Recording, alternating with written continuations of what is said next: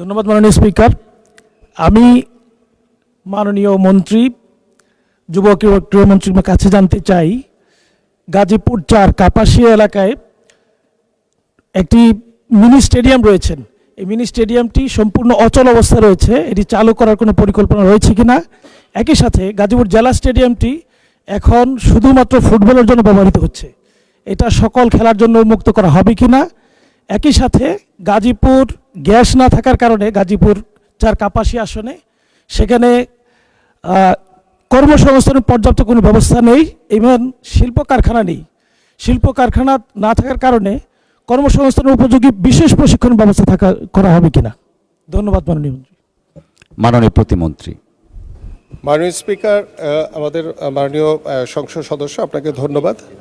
আমাদের প্রত্যেকটি উপজেলাতেই মিনি স্টেডিয়ামের ইতিমধ্যে অনেক জায়গায় শেষ হয়েছে, অনেক জায়গায় চলমান রয়েছে, ভবিষ্যতে অনেকগুলো হবে। কিন্তু বিগত সময় যে মিনি স্টেডিয়ামগুলো করা হয়েছে সেখানে বিভিন্ন উদ্দেশ্য পরিণত হয়ে তারা এই স্টেডিয়ামগুলো করেছে, কারণ তারা সেই স্টেডিয়ামগুলোকে এমন জায়গায় প্লেস করেছে যেখানে আসলে মানুষজনের যাতায়াত খুবই কম, যার কারণে সেই স্টেডিয়ামগুলো আসলে ঠিকভাবে কার্যকারিতা পাচ্ছে না। সো আমরা যেটি চিন্তা করেছি, আমাদের মাননীয় প্রধানমন্ত্রী ইতিমধ্যে আমাদের একটি কমিটি করে দিয়েছেন যে সারা বাংলাদেশের আমাদের ঢাকা মহানগরী সহ প্রত্যেকটি গ্রামীণ জনপদে যেখানেই খালি জায়গা রয়েছে সেখানে আমরা কিভাবে মাঠগুলোকে সংরক্ষণ করে আমরা মাঠগুলোকে যাতে আমরা ব্যবহার করতে পারি এবং সেইগুলো মাঠ যাতে দৃশ্যমান হয় এবং সেই মাঠগুলোতে যাতে আমার এলাকার প্রত্যেকটি সন্তানরা, এলাকার যারা সাধারণ যুবক রয়েছে তারা যাতে খেলাধুলা করতে পারে। সো আপনার এলাকার যে কাপাসিয়াতে যে মাঠটি রয়েছে সেগুলোকে সচল করার জন্য আমি চেষ্টা করব, না হলে যদি এটি দূরে হয়ে থাকে আমরা সেখানে লোকালয়ের ভিতরে আমরা ইতিমধ্যে একটি সিদ্ধান্ত নিয়েছি যেখানে খেলাধুলার চর্চাটা বেশি হবে, সেই জায়গাটাতে আমরা মিনি স্টেডিয়ামগুলো নতুনভাবে আমরা জায়গা অধিগ্রহণ করার মাধ্যমে বা খাস জায়গা থাকলে সেখানে আমরা সেই স্টেডিয়ামগুলো আবার নতুনভাবে তৈরি করব।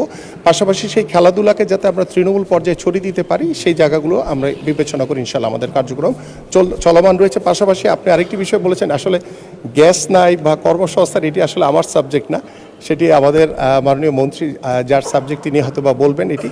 আর আমাদের গাজীপুর জেলা স্টেডিয়ামে যেখানে ফুটবল খেলা হয়, আমার কাছে মনে হয় যে আমরা সকল খেলাকেই আমরা সমান গুরুত্ব দিচ্ছি, সেটি ফুটবল, ক্রিকেট থেকে শুরু করে জুডো, কাবাডি বা আমাদের যেই সকল ইন্ডিভিজুয়াল স্পোর্টসগুলো রয়েছে সকল খেলাকে আমরা সমান গুরুত্ব দিয়ে কিন্তু এগিয়ে নেওয়ার চেষ্টা করছি। কারণ আগামীকালকে যেই শুভ উদ্বোধন করছেন আমাদের মাননীয় প্রধানমন্ত্রী, জাতীয় ক্রীড়াবিদদেরকে বেতন কাঠামোর আওতায় এনে ক্রীড়া ভাতা প্রদান, সেখানে কিন্তু সকল খেলাধুলাকে আমরা সমান গুরুত্ব দিয়েছি এবং আমরা যে অনুদানটি দিব সেটি সকল খেলোয়াড়ের জন্য সমান।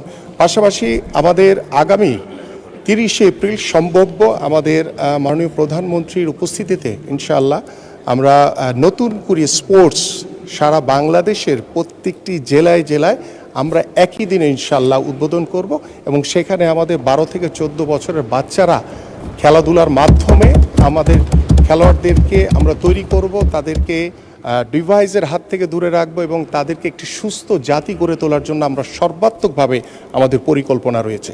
ধন্যবাদ মাননীয় স্পিকার। ধন্যবাদ মাননীয় প্রতিমন্ত্রী।